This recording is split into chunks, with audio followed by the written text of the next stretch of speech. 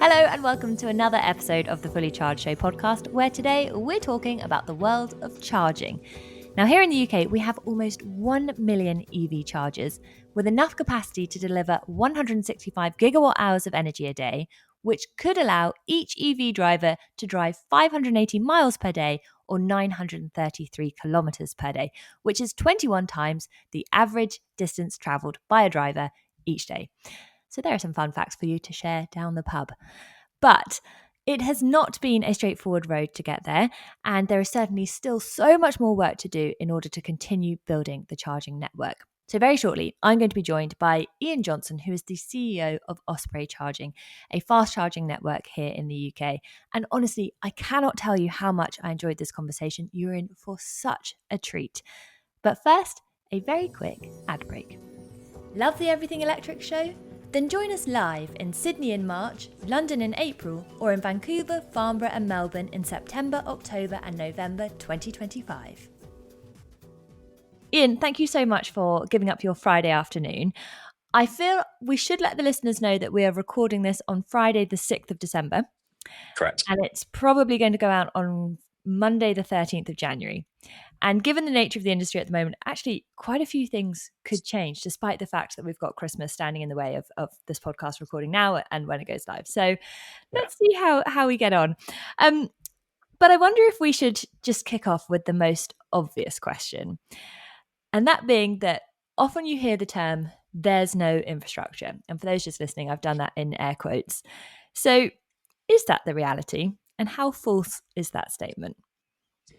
I think one of the great things about the world we live in today is that we live in a different world in terms of the provision of public charging infrastructure to the world we lived in even 2 years ago. There has been such an amazing change in the provision of charging in all the different areas of the sector. Today in December, we find ourselves, there's over 72,000 public chargers across the UK. That's been, and much of that has been delivered in the last 2 years. Year on year, we're looking at somewhere between 35 and 40% growth every year now. And it's just been a huge effort by all the charging networks to deliver that infrastructure before the vehicles have arrived and in quite difficult circumstances. So absolutely, it's not the case anymore that there's not enough infrastructure. I was fortunate to be in the recent meeting between the car companies and DfT, and what was interesting is that both the car companies and the SMT were very quick to note the great progress that's been made in the infrastructure. So I think the real challenge that faces the charging industry, the OEM automotive sector now, and government is the infrastructure's there. How do we communicate that to the public? How do we correct that misconception that there's not enough infrastructure? And I think if we'd had this conversation a year ago, we'd probably be talking a lot more about the fact that there's been a huge rollout in some parts of the sector, but not all. And the great news is that we've seen in recent times, not just the private sector and private retailers delivering much of the rollout, but we've now seen a doubling of the infrastructure on the motorway network. And now with the Levi scheme coming, we're going to see that rollout hitting the local authorities for on-street charging too. So it's not an even distribution across the different sectors, but we are now seeing a rollout of thousands of chargers in every part of the charging infrastructure space. And I suppose that is part of the challenge, isn't it? Because when we say charging, that can mean all sorts of manner of things: private, Yes. at home, on street, motorway, fast charging, etc. And it must be a bit of a frustration for you that you must get lumped into these other sectors, which perhaps are a little bit further behind. For example, local authority deployment of on-street charging. And anyone who is an EV driver will know that you drive on a long journey and you will come across an Osprey charger or an Ionity One or a Fastned or obviously the Tesla Supercharger network. And so much of this concern seems to come from non-EV drivers, which of course it does, because if you don't need to find a charger, you won't be looking out for them. So we're obviously at this point where, I can't even get over that number, the fact that it's doubled over the past year for the motorway network.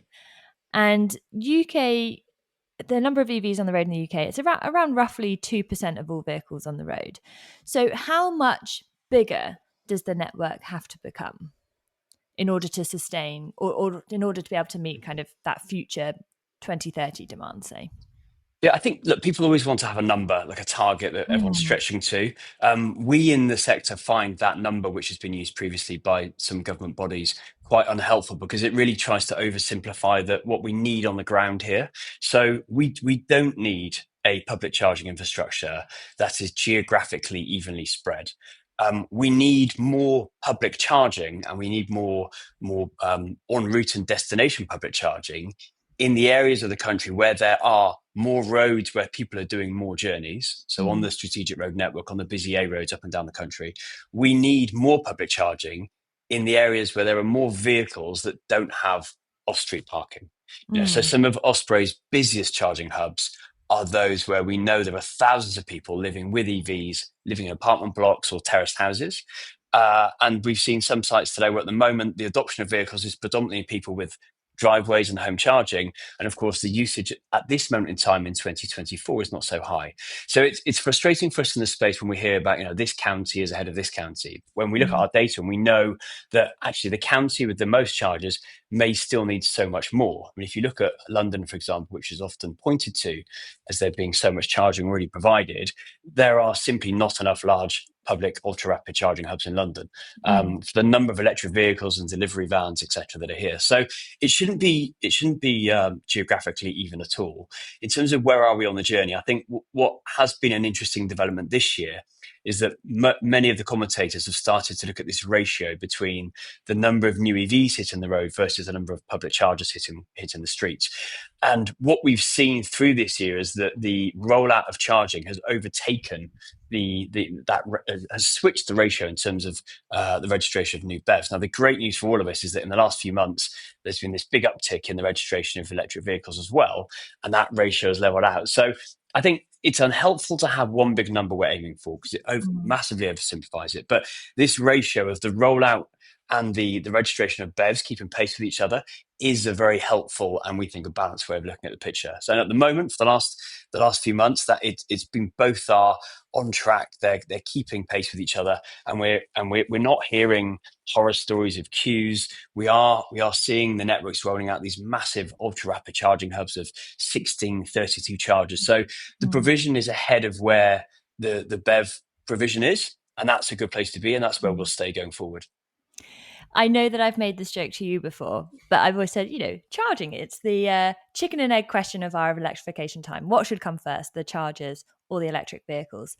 And it would certainly seem that in this instance, actually, the chargers should be leading that, not least Mm, as a way to drive confidence that EVs are going correct. to be adequately supported.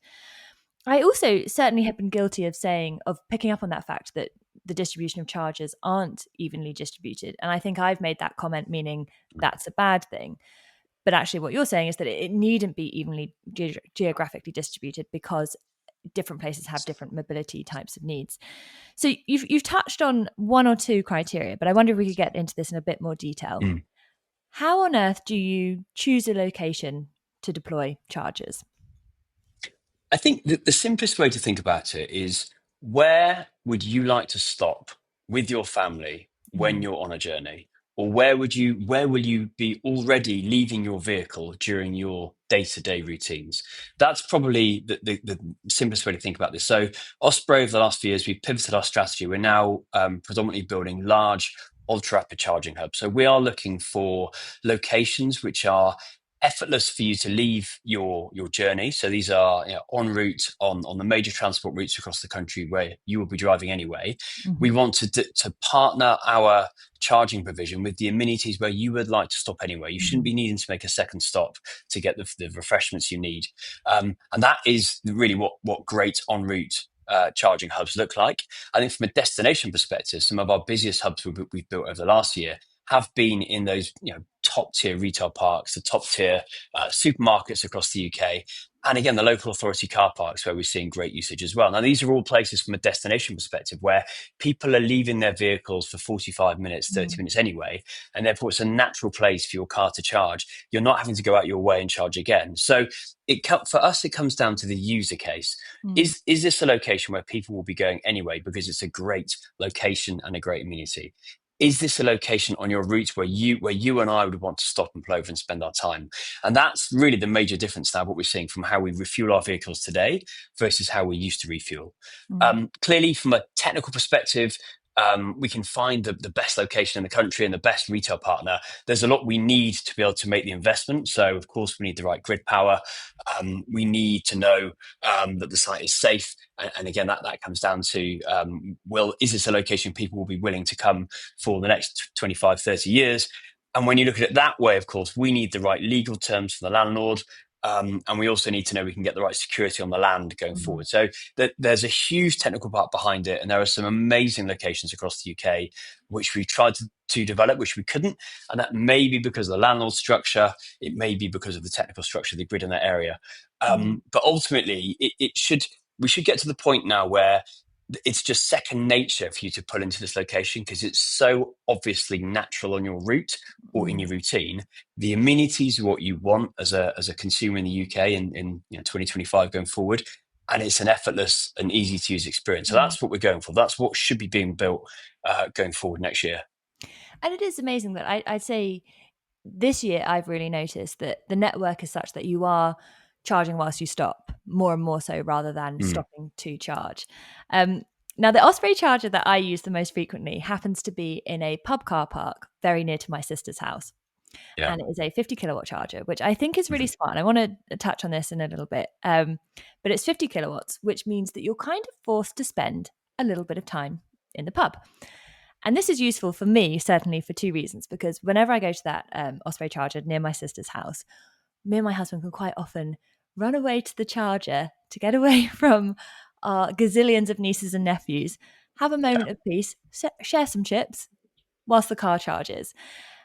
And as we've been there, we've been like, this is really interesting because we are now spending money in this location in a way that we probably wouldn't have done previously. And it is, the dwell time and how that corresponds to the speed of charging, I think, is something that's absolutely fascinating. So I wanted to sort of touch on this idea of, with retailers and landlords and pubs and things like that, is there a sort of like revenue share scheme? How does a landlord or retailer benefit from having an Osprey charger on their site? I think the dwell time is a key point here. And what we need to try and do is educate the retailers on what the right charging solution for their location is. So naturally, these retail parks and coffee shop chains, they are businesses too. And like everybody else, it's been a tough few years. So clearly in their interest, they just want the biggest installation they can possibly get and the highest rent from the charging operators. But when you see a fantastic charging site, it's where the charging is linked to the natural dwell time of that site. So you don't want to see 300 kilowatt chargers at a cinema complex. You don't want to see, ultra rapid chargers that will charge a car in 10 minutes in a supermarket where you need to spend 45 minutes. So when a site is built correctly, you're matching that dwell time, or the Osprey chargers they have load balancing across the chargers so that you can give the right charge for that location. Now, the way it works historically is there has been often a profit share. So we have many partners who are thinking about the long term. They see the huge growth opportunity that EV charging will give on their location, and they will take a share of the profits that site will bring. But as more of the established retail park investment funds have come into the sector, they will view EV charging just as any other tenant on their site, and therefore they will run a tender at a market rate, and you will literally pay a rent for the parking bay as you would do for the shop, as if you were Boots or McDonald's. So it's become a lot more sophisticated over the last few years. It's become a lot more competitive between the many great networks out there.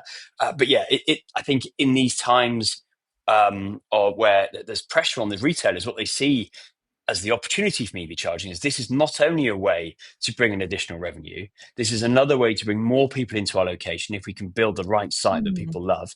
And this also goes towards their own individual ESG strategies too. So there's, part of that explosion of charger installations we've seen over the last 2 years has come from all of these retailers across the UK bringing their portfolios to the market for businesses like Osprey and our peers to deploy upon. Now, the great news is there's been this massive rollout everywhere, but when you look at it, it's only really Sainsbury's so far from the supermarket perspective that have delivered a big rapid rollout across their estate. You've still got the Asda, the Tesco's, the Morrisons, all these sites who will be doing more over the next few years.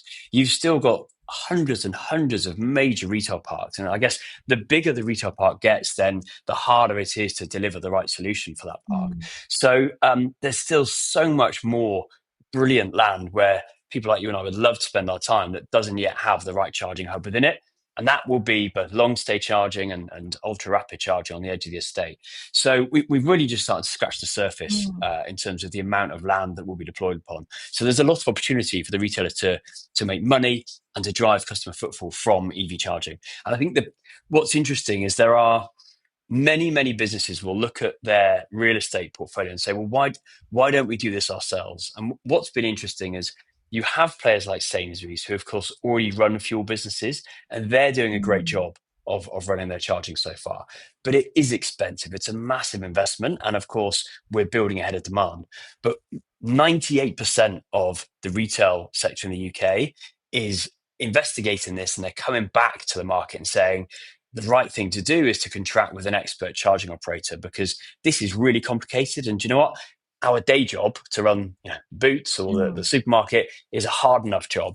We'll contract with a charging network to run the charging side. So, and we're seeing a huge amount of activity in the space still today. So there's going to be that massive rollout will continue through 25, 26 and beyond. Do you know, and this is going to be a phenomenal oversimplification, but I suppose, people like Sainsbury's who are running a fuel side of their business, it's obviously reasonably complex. There's logistics involved, but it is kind of like an in and out transaction, where this is more talking about, well, how do we maximize the amount of time that people spend in a space, match that with the right kind of charging, balancing things like, actually, do you want that high throughput with people having lots and lots of charging with very, very high fast charging, or a slightly slower rate, which encourages someone to spend more time in a space. Sainsbury's is also interesting because we were recently at a heat network in London, and this was absolutely phenomenal because there is a huge heat network powered by ground source heat pumps that is like hidden behind this Victorian building in central London, and it distributes heat to things like the Barbican. But also it has this incredible control center that shows you other heat networks and other ground source heat pumps across the UK. And Sainsbury's, loads and loads of Sainsbury's in the UK are powered by ground source heat pumps. So they're doing many positive things. But I think there's a huge push by the retailer, and all the retailers are looking at their own net zero targets. And I think most of the retailers we look with, when we build these hubs, we're bringing a lot more power into the site, which has lots of other benefits for them. So the EV rollout is normally part of their wider net zero strategies across the different types of retailers too. So we have so many things to talk about here. Price being one, ZEV mandate, this slightly contentious thing, being another. But before we get onto those, just because you've mentioned it there, I want to ask you about getting that power onto the site, because it is something that we hear all the time, that grid connections are a challenge, that there are grid bottlenecks, that getting an upgrade to the grid is costly and time consuming. How do you manage that process with retailers, for example, and how problematic is it actually? Are you experiencing those grid bottlenecks in a meaningful way? I think the first thing to clarify for the listeners is that when we talk about the grid being a challenge, it is not the case that there isn't enough power out there. That's not the problem we're facing. That isn't a problem for us. This is about building things in the UK. So when we hear the government say, let's get Britain building again, this is exactly what we talk about. It's the permitting process. It's not electrons that are the problem. It's pieces of paper and processes. So we're not going to get political now, but that's the thing that holds us back. And this massive rollout we've seen. I mean, if you look at the Osprey network, we this time 2 years ago we had 350 charge points. Today we have 1,300. Right, so we've delivered that insane rollout across the UK despite these problems. So let's put this conversation in the right context first off, which is that this is not preventing the rollout, but we could go so much quicker. And what really happens is that clearly we are securing enough power for the future, for 2035, for 2040. We're overbuilding and future-proofing these sites. And we secure the grid from the network. Now, the Osprey team, as is the case for many of the other charging networks in the UK, we've been doing this for 15, 20 years. Many of us came from the wind, the solar, the battery storage industry. So we're experts in how do you secure and deliver these grid connections. And when you've done that development work on the behalf of the retailer, the hard thing then is delivering the work. And it's not about, is it physically technically difficult to deliver this connection because everyone's experts in doing this for years and years. It's about when can we have the permit to open the road to connect our cable to the cable? And we're in a queue behind the gas people, the water people, there's the school being upgraded, the new library being built. This is the problem we talk about. And what's been really interesting the last year or so is we've seen some real innovation from partners like National Grid at a district network level, that they used to be called Western Power, who've literally just ripped up the rule book on the hoops we have to jump through. Also some great work with UK Power Networks down in the southeast to literally take 6 months off the lead time on bringing these projects to market. So we have issues with planning. In Scotland, we don't need planning. We can just go and build. It's fantastic. We can't do that in England and Wales. So there's some really simple things we can change here to allow us to go even quicker. There are long delays on getting the permits to get into the high roads. None of us like roadworks. None of us like traffic lights. I'm afraid when you're delivering a high power charging hub, quite often that large high voltage cable sits in the middle of the road. So we need to dig the roads up. That's a big delay as well. And then there's the legal documentation between the substation. And it's interesting, you mentioned earlier around how there might be 50 kilowatt charge points in some of the Osprey pubs and restaurants.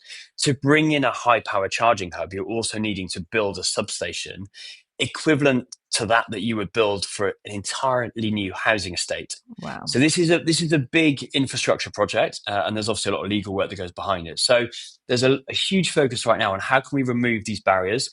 The grid networks are really with us. They're sat beside us talking to government about what we can do. The highways part and the planning part, I think, is going to take a little bit longer to change, but government understand this. And, when we hear the Prime Minister talk about getting the country building, this is exactly what they mean. It's not just EV charging, it's everything else. But hopefully we're going to see that lead time for a project shrink. Today, from the moment when the landlord has signed the contract with us and they say, please go, it normally takes around 12 months to build a project. So as you can imagine today, there are probably another somewhere in the region between 25 and 50,000 charge points today sat in that pipeline that will come to market next year. And the networks like Osprey and our peers, we already have our pipelines secured for the next 2-3 years. We know what we're going to build. It's just getting it to that point where we can get it in the ground and get it live. How frustrating. And I love that phrase. It's the power's not the problem, it's the paper. But so if you could wave a magic wand and a permitting process would take, well, actually, I'm going to rephrase that question slightly differently. Let's say you were in charge, and we won't make this political. This is purely thinking about this from a logistics perspective. If you were in charge and could streamline that process, how quick do you think it could be? We have delivered sites before in around 10 to 12 weeks. So bear in mind the large hubs take 6 weeks to build. I mean, it really, where we're going in with a retail partner we've worked with before, with a DNO we've worked with before, that removes all the legal part of it. If we don't require to dig a hole in the road, then we can literally get on and do the works ourselves with the DNO.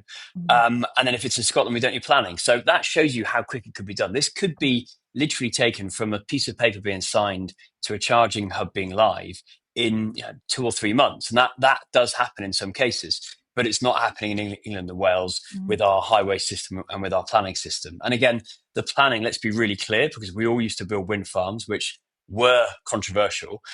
Nobody is objecting to this stuff primarily. 99.9% of projects, everybody wants them. The local authority wants them. It isn't that this is infrastructure no one wants. It's that there's not enough human resource in the councils to just stamp the permits. That's all we need. So it's not controversial. It is frustrating, but again, this is stuff we can fix. This is not. We're not here talking about needing 15 years of development of subsea cables for power.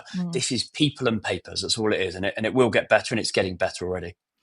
So I've just literally just shot our episode called Top Tech 2025, and it's really just talking about the big trends that we're going to see over 2025.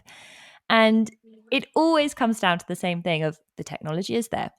It's the processes, it's the funding, it's the people that are required to kind of accelerate the deployment of these things.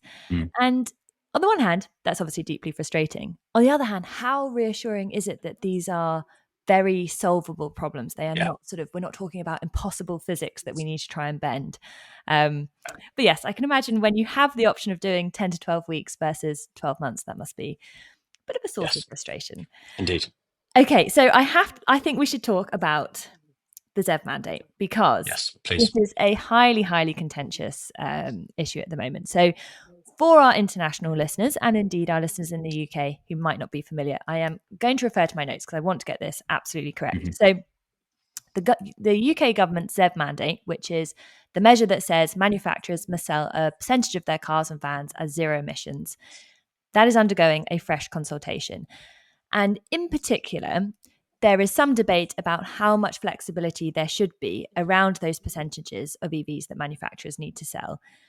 And at the moment, I think those percentages, so 2025, I think, is it 28% of, Correct. Yes. yeah, should be electric. And then that scales up to 100% by 2030 or 2035, by 2030. It depends on whether it's passenger cars, vans. It shifts, but yes, the headline is that there will be no new diesel or petrol passenger cars sold after 2030, and then there are flexibilities thereafter, as you say. Yeah. And I mean, this is also just, it goes to show how contentious this has been and how slightly unclear it's been. Because, I am someone who works in this industry, talks about it all the time. And I'm like, oh gosh, have I got that quite correct? Yeah. So I guess my question is, what's been going on? What is Osprey's stance? And what is it that you need from the UK government? Yeah, and I think thank you for giving us the opportunity to talk about it, because it's great to have the chance to clarify some facts, because there have been so many headlines about it, and there's a few different issues that kind of merge together. So the first big picture is that there was always going to be a consultation in December 2024 about the flexibilities of the ZEV mandate. So the consultation which is being ran now is not in any way a response to the job cuts that have been made by Ford or Nissan. Okay, so that's the very first important point to make.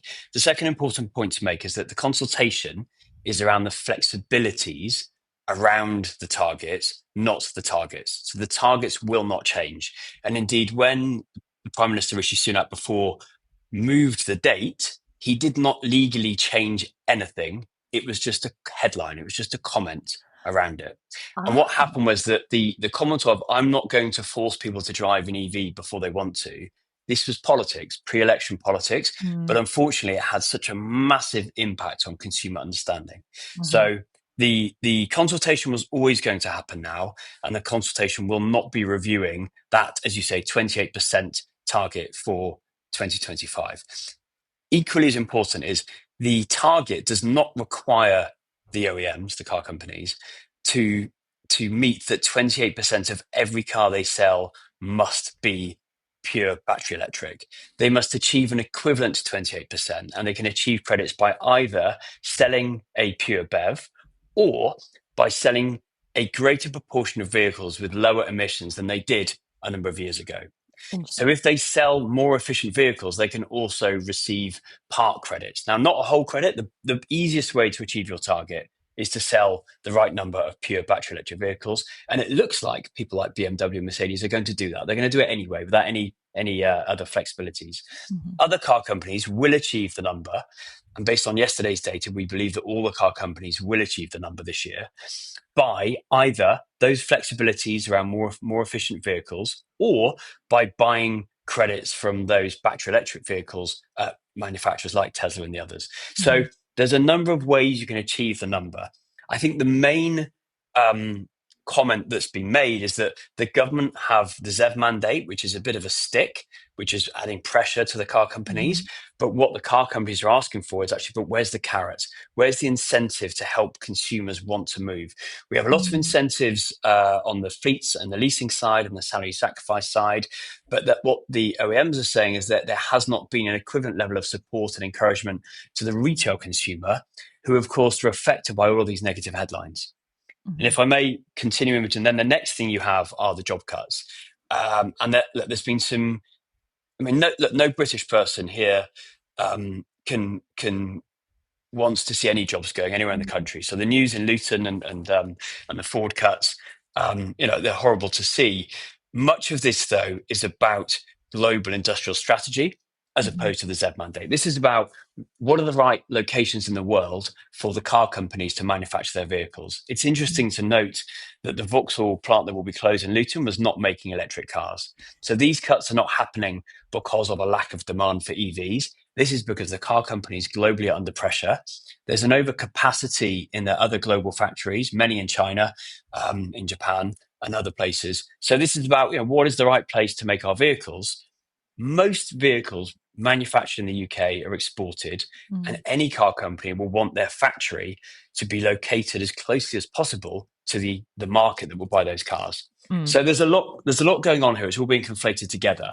Where we will end up now is that there needs to be a really sensible conversation between industry in this consultation around what flexibilities are fair and what flexibilities are not. And clearly, as a charging business, we think there are some flexibilities that make a lot of sense to help the car companies at this moment in time, which is a difficult time. And we think there are those flexibilities which should not be entertained at all. So, of course, any flexibilities which allow more hybrids to be sold or more traditional ICE vehicles to be sold, we think not only will that just delay our transition to the electric future, but more importantly, it's going to really confuse the public. Okay, and I think there are already members of my own family who have maybe picked a hybrid over recent years, and they believe they're doing their bit towards the transition. And of course, all that's doing is deferring for 3, 4, 5 years to making the switch. So those flexibilities need a lot of thought. And we've made it very clear to the government in the meeting that if they weaken in any way the number of electric vehicles that will hit the road, then that could have a knock-on impact into the billions of pounds of investment coming into the charging sector. The flexibilities that do initially seem more sensible are if you have these companies investing billions of pounds in manufacturing EVs in the UK, as Stellantis are doing, as Nissan are doing, then surely they should have some kind of support and recognition for the great work they're doing, because they're transitioning what's been a great British automotive industry into the future. But of course, they're not getting any support for that, and those vehicles are being sold overseas. So I think there are some flexibilities where you have to, as a British person, have natural sympathy for the claim, and there's some which could be really quite damaging. And this is the debate that's been had with government. I mean, the dialogue between the car companies and the charging industry and government has been very constructive, very balanced.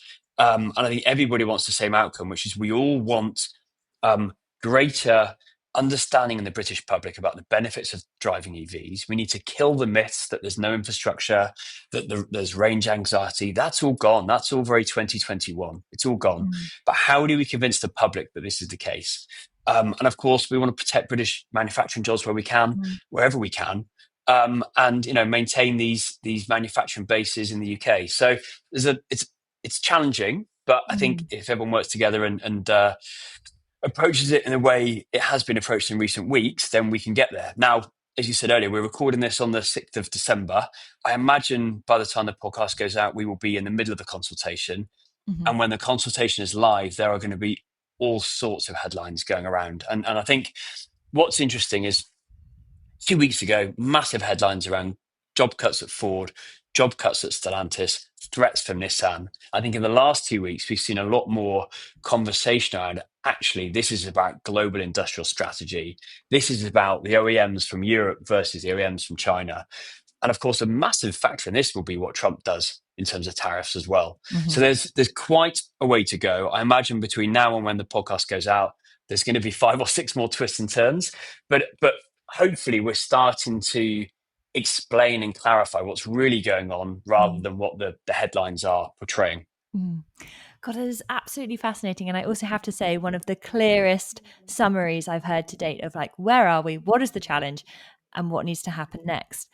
And it's so fascinating to me because, so a lot of this has been driven by a lack of clarity in the headlines that have existed, the lack of clarity in information that's gone out beforehand, but also this sort of conflation as to what do consumers want or what they're being told that they want, and the health of an industry and how that relates to, global industrial strategy. And so these conversations are having to span, how is Joe Bloggs down the road concerned about charging his electric vehicle and, where that comes from, right up to how do we support the UK automotive industry when there is a lot of low-cost China EVs coming from China, there is a European automotive market slightly in crisis, and Donald Trump is about to enter onto the scene. And what could that do for these tariffs? It is a hugely complex challenge, and I do not envy anyone who is having to navigate all of these, components to this debate. If in a dream scenario, what do you think should happen? How do you think the automotive industry in the UK should be supported? I think what we need, the two things we need are not going to happen at the same time. So I think what we need is a firm communication to the public and to industry that the ZEV mandate is remaining intact. There is no change, there is no weakening, and that the ZEV mandate is not causing the difficulties that the manufacturing OEMs are having.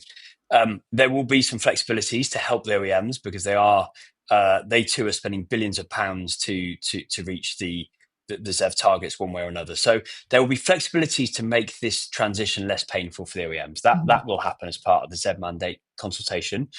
But the second thing, which is the most important thing, is that we need more incentives or more communication to help drivers understand the benefits, to make the public want to walk into that dealer and order an EV. And when they do that, to make the dealer want to deliver and sell that EV as well. Now, that second part is not going to be delivered in this ZEV mandate in the next 4 or 5 weeks.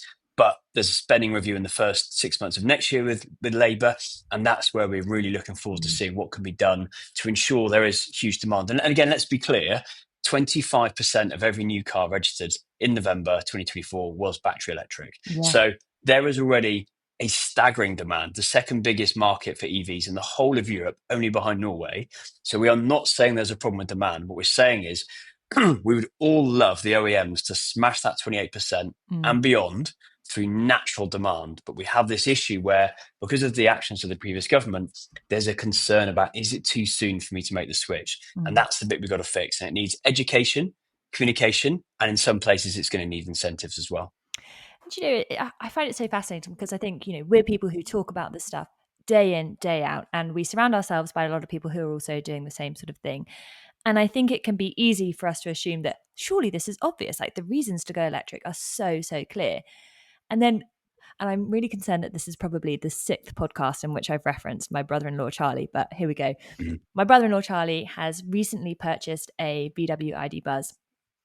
And there's been so much trepidation about that purchase decision, so much fear, comments like you've already said of, oh, but what if this isn't the right technology? What if that battery is out of date in 3 years' time? What's the charging situation going to be? And then the most recent concern that he had was, oh, well, maybe I won't get a home charge point because I need to see if going electric's the right decision in the first place. And I was like, Charlie, if you can experience running a vehicle which you have charged for free from your solar panels, which you inherited on the house, so you haven't even had to pay for those solar panels, you will love going electric and being able to have a dramatically lower total cost of ownership. But until you've experienced it, it's really hard to kind of visualize. And I just feel that, as an industry as a whole, we've got to be putting out why these vehicles are just so much more enjoyable and easy to own, and especially if you can charge them for free. Yeah, because I think people like your brother-in-law, this is the frustrating part. There's millions of people out there today who could charge at home, who maybe don't do 80, 100,000 miles a year, for whom this will be so simple and instantly better. There are challenges we have to fix. There are the millions of vans on the road, the van drivers, the infrastructure is a little bit behind for the vans. What do you do if you're driving thousands of miles a week for your work and you don't have a home charger? We need to make sure it's easy and accessible for everybody. Now, there have been huge steps forward, but I think you're right. That next sector of the market, from people who can make this switch simply tomorrow, we have to give them the education and the confidence that this is easy. Honestly, you can do this with your eyes closed. This is so simple. And when we get them there, we're going to be past a tipping point of mass adoption then, and then the rest will follow thereafter. So the communication and the education is key, but the headlines and the British media are really not helping it. Well, I've done some brilliant interviews with some brilliant journalists in recent weeks over things like the cost of charging, which we'll come on to in a second, I'm sure. And the story has been fantastic, but the headline has an agenda to it. And this is the problem we get to ultimately. And also, that's the thing that I read some incredible statistic not so long ago about the proportion of people who only read the headline and the first sentence of an article and don't read the body of the text. And those headlines are so powerful and so dangerous. And I mean, this is at the risk of sounding very, very high and mighty, but I'm personally so grateful I don't work for an organization in which we're forced to say things that don't quite square with my morals, because goodness me, like it's. And I think you'll see. I think you will see a change here because again, these businesses live and die on the advertising revenues. And I think it's interesting. In the last few weeks, we've seen Volkswagen come out with a global campaign about communication. Today the BBC have ran a story about how 25% of sales were electric. Very positive headline. The SVNT have been pushing the headline. So I do believe we are going to start to see a switch here. And the people that are spending millions every year on advertising, they want the public to be convinced. So I think we should see a change over the next few months.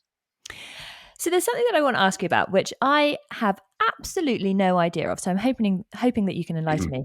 And this is the Renewable Transport Fuel Obligation, RTFO. Yes. Can you tell us what exactly is that and how does it impact your sphere? Absolutely. Could I explain it in the context of the cost of public charging? Yes, absolutely. Maybe we should start with the cost of charging and then we'll come on to that. Okay. Perfect segue. So, right. Cost of charging. This is a contentious one as well. And I am so intrigued to find out more, because one of the things that we see often debated in the media is that the cost of public charging is more expensive than charging at home. One of the things that impacts that impacts that difference in price is the amount of VAT that you pay. So 5% VAT on electricity at home, 20% on the public network. That then, of course, causes lots of debates around equity of, if you don't have a driveway, you're being forced to pay more for charging, etc., etc. But at the same time, I know there must be this whole other layer of, well, if you're paying for fast charging, that should come at a premium because it is a greater amount of electricity in a shorter amount of time. But also, I'm fascinated to know how you procure electricity and how you're impacted by different mechanisms that impact the price that you can buy electricity and then obviously pass on that cost to consumers. So please do enlighten us. Okay, great. Thank you. So firstly, as part of the transition, what we all want is for public charging to be affordable for everybody. Many of the fleets at the moment are looking at the cost, as you said, the total cost of ownership. So it's in all of our interest to get that price lower because it will allow more people to come into an EV, more people to live and enjoy and stay with an EV going forward. So this is a really, really important point. And I think now we're over concerns of range anxiety. Now we're over concerns that there's no infrastructure. I think this will be the next hot topic to talk about. And there's a lot to explain, but there's some really good news that's coming as well on this. So the first thing is that, of course, businesses like Osprey are spending literally hundreds of millions of pounds every year building this infrastructure. So it is expensive. So you're never going to charge on the public networks for the same price you can at home. There are teams and teams of human beings sat running the network, running the call centers, doing all, and that all has to be paid for as a given. But there are some concrete reasons why it costs more to charge publicly than it does at home. And what's been interesting is that this all comes off the back of the Ukraine energy crisis, where, of course, all of our prices went up, but have now come down. And that's the key point, is people are saying, my home energy bills have come down. Why has the cost of public charging not come down to the same extent? So I think that's actually the exam question here. Now, when you look at the time before the Ukraine crisis, you could assume that a charging network may have been buying electricity for around 15 pence a kilowatt. Now, in the middle of the summer, when the war started, that price went from 15 pence roughly to around 80 pence. Okay, so absolutely rocketed. Now, the reason it went so high is because for any business, whether you're a charging network, a bakery, a library, there is no cap. So unlike you and I at home, there is no cap on that price. We literally have to pay the market price. Now, that price has come down globally, the cost of electricity, but it's come down to about 20 pence now as a guide. So it's still around 35% higher than it was pre-Ukraine. And we all expect it to stay there. We don't expect to get back to the levels of pre-Ukraine. There's a lot more volatility in the world today. So charging will be a bit more expensive than it used to be pre-Ukraine anyway. But that isn't the real factor what's changed here. The biggest thing that's changed, and this particularly impacts rapid charging publicly, is that there have been changes to how standing chargers and capacity chargers run that have fundamentally changed the economics of running a charging network. I'll try and keep this as simple and clear as I can. But if you take a typical site, so I'll pick one of our sites we've got, it's a ultra rapid charging hub in the Midlands. In 2022, we were previously paying around £99 a year as our standing charge. Right. And in 2023, the way this ran across the UK has changed. It's got nothing to do with the war in Ukraine, but it's the way that the charges of maintaining and upgrading the network are distributed across connections. That charge has now changed from £99 a year in 2022 to £8,600 a year in 2024. That's 87 times higher. Oh my Okay. word. And this is in a world where, I think let's say 3 or 4% of cars on the road are EVs and 80% of them charge at home. So this is infrastructure where we're massively overbuilding for the future. And somehow now we have to cover those costs on every project across every charging hub in the UK. So that has been the fundamental biggest difference in what's happened over the last 2 years, which explains why the public charging prices are where they are. Yeah. But it doesn't stop there. So next year in April, we will see the capacity charges increase as well. Now, the capacity charge is something we like the standing charge we pay every day, whether we have a single customer or a million customers. Mm-hmm. And this is determined by the size of your grid connection. And of course, what drivers want is vast charging hubs with chargers as far as the eye can see, 2 megawatts, 5 megawatts, huge connections, even if we're only using a tiny part of that power today. On this same example site in the Midlands, we're currently paying around £9,000 a year in capacity charges. Next year, that will be £19,000. Oh my word. So across the board, the cost of operating a charging network has fundamentally changed on top of Ukraine, on top of all the changes that have happened in the world we live in. So, you'd expect me to say that it's absolutely not the case that the charging businesses are sat here profiteering from drivers.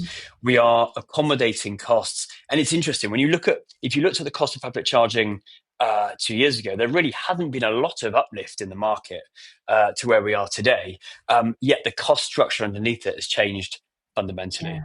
So now that's the bad news. That's the problems that me and my peers and our teams are dealing with. The good news is that government are absolutely onto this, and Ofgem themselves and Number 10 Downing Street have been looking at how can we solve this? How can we protect these EV charging projects so people like Osprey and our peers keep on building so the public get the charging they want, but without these crazy costs. So there's a consultation going on with Ofgem and with government now where they're looking at what can be done. We had Ed Miliband was in touch with industry last week saying, I want to understand this more. What can we do? So there's absolutely a hope that could be changed in the near term to fix it. So you have your cost of electricity, which is higher than you or I pay at home because there's no cap, part one. Then we pay these huge standing and capacity charges for which the level is determined by the size of the project we're building. And we're building for 2040, not for 2024. So there's a huge cost there. And on top of that, as you say, we then add in the VAT as well, which is, and again, that doesn't really affect us as a company, but that has a massive impact for those drivers who can't charge at home. So there's obviously all the work going on with government around the VAT. There's a huge piece of work being led by government and engaged with networks like Osprey and Charge UK on the standing and capacity charges. And then the final opportunity is the RTFO, or the Retail Transport Fuel Obligation. Now, why this is so exciting is because the challenge, of course, with any change to the grid code and the VAT is, well, where's the money going to come from? There's not a lot of money in the public purse right now. So how on earth are we now going to pay for this as well? So the RTFO is an existing scheme administered in the UK, which was brought in 2008. And it's, in effect, the easiest way to think of it is like a carbon credit for renewable-based fuels. And it's primarily incentivizing the blending of biofuels with petrol and diesel to bring down the emissions. And it has done so over the last decade or so. Now, in Europe, in nations like Germany, Austria, France, Denmark, and now Belgium and Poland, they've brought electricity into this scheme, which means that the credits, when you deliver a unit of clean fuel, you receive a credit, which, of course, you can sell it in a trading market and that contributes towards your revenues and your cost base. So Mm. the rollout of charging infrastructure we've seen across these European nations has been heavily supported by the RTFOs in those nations. Now, in Netherlands and Germany, that can range from as much as 5 to 10 pence for every kilowatt hour that's delivered to a customer. Wow. Now, if you think about that, and that's a pre-VAT level, the impact that would have in the cost structure of public charging in the UK would be overnight transformative. Mm. I mean, we all want to get to the level where any fleet manager in the UK does the analysis. What's my cost of ownership, EV versus petrol and diesel? And it's a no-brainer. That's where we need to Yeah. get to. This overnight will probably get us pretty much there. Now, the great news again is that the new Labour government have announced this week there's a call for evidence on how can we bring electricity into the RTFO. So we're sat here, we're doing our best to manage these charges. We're still investing hundreds of millions on building infrastructure. But we're sat here today thinking, there's a lot to be optimistic about. If the government can deliver the changes on the standing charges, and we're not asking for freebies, we're asking for temporary relief until the projects get used at a high level. If they can bring in electricity into the RTFO, as is being done across Europe, for the charger networks like Tesla and Ionity who operate there, they're enjoying this today over there. This will change the game in terms of the cost of public charging. And then, of course, there's VAT as well. So, there's a lot that can be done. It can't be done by the charging networks in isolation. If you look at, anyone can download the accounts. We're all investing billions. We're losing millions. So these will make a massive difference to the cost of public charging. God, this is absolutely fascinating. And I just cannot get over the delta between £99 per year from standing charge up to £8,600 on standing charge. Yeah. I am shocked that you still have hair. It must have an incredibly It's changed colour. It now makes complete sense why you formed Charge UK, the sort of body that brings the charging industry together. And I think partly, obviously, so you can have that, unified approach on this is what we need as an industry. But I think also so that you can all get together and have a G&T and share your woes. And that must have been a phenomenally supportive network of people in the industry that you managed to cultivate as well. Yeah, I think it really sat the government back in their chair when they saw the likes of Osprey and GridServe in complete agreement with BP and Shell, in complete agreement with Tesla and Ionity. And we're saying we all agree. We are all absolutely aligned on what needs to be done in terms of the grid deployment piece, in terms of the standing charges, in terms of the Consumer Regulations Act. And now, the number one priority for as a public rapid charging CPO is just around what can we do to get more EVs on the road. So I think it's been it really surprised government and there was so much alignment, but it's because the things we're talking about fixing here are so basic. Again, we are not trying to solve technical problems of subsea cables in 2040. It's pieces of paper, it's regulation, it's legislation, and it can be fixed, and we've already started to see quite a bit of movement. Well, I think that is a perfect note to end on. I have learned so much from this podcast, so I am so grateful that we invited you on. And I was also trying to cast my mind back to the first time that we met, which I think was on a panel at an Everything Electric live show just post-pandemic. Yes. And it's, I was just about to join Fully Charged full time at that time. I think, Osprey was quite early on in its journey, obviously, compared to now. And what a wild ride you've been on since then. Yeah. I think we had our record year. I think we deployed 140 chargers that year. So we've done 900 in the last 23 months. So yeah, it's been a crazy journey. But I think the other thing, we've talked a lot about the numbers, but I think for the listeners, the final point I'll make is it's not just about the number of chargers. The quality of the infrastructure now is so important. So all this new infrastructure is easy to use, it's reliable, it's easy to pay. And I think that's the key bit. The legacy infrastructure is the problem. That's where you may get a journalist going to a random site in the middle of nowhere, but much of this infrastructure now, it is a different world of quality. From Osprey's perspective, we've been recommended by ZapMap for the 5th year running as being a recommended network, and so it's about delivering the number and the quality. And I think this year we've got there. So it's been another big year. And I have to say, and I'm going to say this to the listeners because it is totally worth mentioning. you also have one of the first chargers that really complied to accessibility requirements, which is an Yes. optional standard.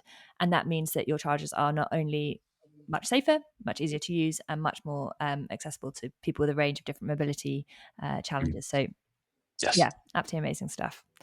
Brilliant. Well, Ian, thank you so much. I should let you get on with the rest of your Friday afternoon. Thank you. Marvellous. Thank you for your time. Thank you.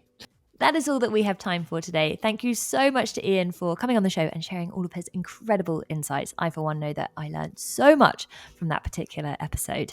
Before you go, if I could ask one teeny tiny favour, if you could give this episode a like, a comment, or a subscribe, or tell a friend, or all of the above, it is so hugely appreciated. It ensures that we can keep on telling the important and cool and interesting stuff in this clean energy transition. Thank you so much to you for listening. Thank you so much to Katie, who'll be editing this particular episode. And that's it. If you have been, thank you for listening.